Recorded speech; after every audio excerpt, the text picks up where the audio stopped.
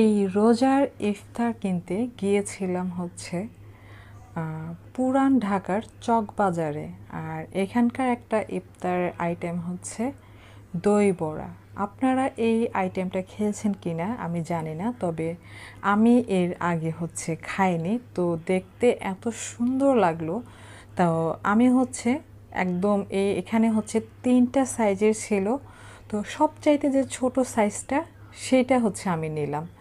যে আগে তো কখনো খাইনি, খেতে কেমন না কেমন লাগে, তাছাড়া এটা কতটা স্বাস্থ্যকর সেটা আসলে দেখে বোঝা যাচ্ছিল না, কিন্তু বাইরে থেকে খুব চকচকে আর খুবই আকর্ষণীয় মনে হচ্ছিল।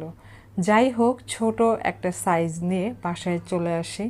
তো বাসায় আসার পরে হচ্ছে ঘটলো অন্য আরেক ঘটনা।